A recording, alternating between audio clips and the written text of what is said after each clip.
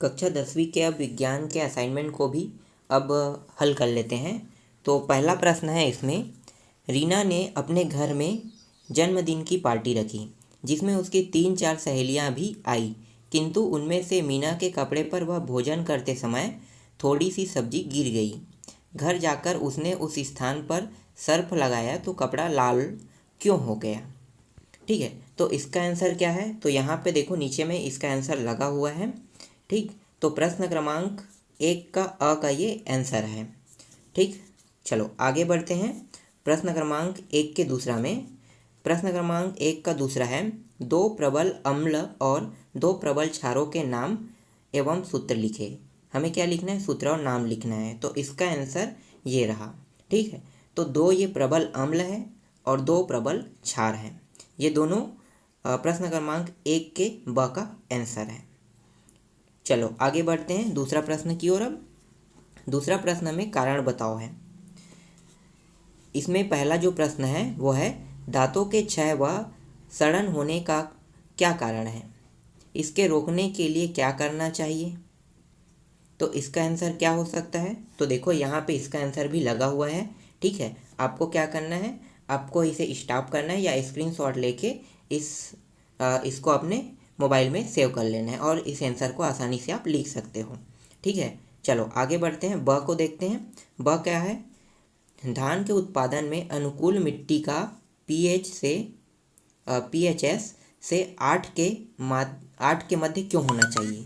ठीक है, इसका पीएच जो मान है वो 8 के मध्य क्यों होना चाहिए ये पूछा है। तो इसका आंसर क्या होगा? तो इसका आंसर ये रहा।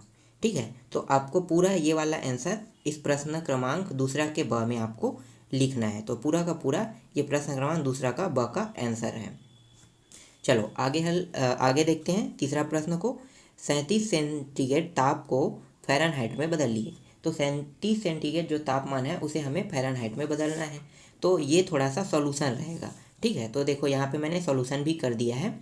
तो आपको ये पूरा आंसर आपको लिखना है। ठीक है, जब हम सेंटीग्रेड को फ़ारेनहाइट में बदलेंगे तो उसका जो फ़ारेनहाइट का जो मान आएगा वहाँ पे नीचे पे आ जाओ, सबसे लास्ट में 98.6 फ़ारेनहाइट आएगा इसका आंसर।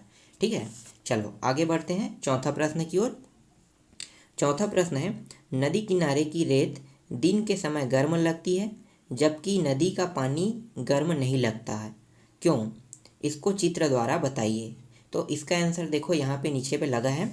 इसका आंसर ये पूरा है, यहाँ पे चित्र भी लगा हुआ है। तो ये वाला जो आंसर है ना, चित्र भी आपको इसमें बनाना है। यहाँ पे चित्र बोला है इसलिए। ठीक है, तो चित्र के साथ मैंने यहाँ पे इसका आंसर लगा दिया है। तो ये प्रश्न क्रमांक 4 का आंसर है। चलो आगे देखते हैं प्रश्न क्रमांक 5 को। प्रश्न क्रमांक 5 में है, समवृत्ति लक्षण किसे कहते हैं? ठीक है, इसका आंसर देख लो, ये रहा इसका आंसर। हमें इसमें समवृत्ति लक्षण किसे कहते हैं बताना था। ठीक है, तो इसका आंसर आपको ये वाला आंसर को लिखना है। ठीक है, पांचवा के ब को अब देख लेते हैं। डायनासोर के विलुप्त होने का कारण है। ठीक है, डायनासोर के विलुप्त होने का कारण है ये हमें बताना है। चलो इसका आंसर क्या है? तो इसका आंसर भी आप देख लो, यहाँ पे आपको जो दिखाई दे रहा है ये इसका आंसर है। इसमें डायनासोर के विलुप्त होने का कारण बताया गया है। ठीक है, तो इस तरह से विज्ञान के असाइनमेंट के 5 प्रश्न, ठीक है, कंप्लीट हो गया है। तो आप पूरे प्रश्न को अपने जो असाइनमेंट है उसमें आप लोग लिख लेना।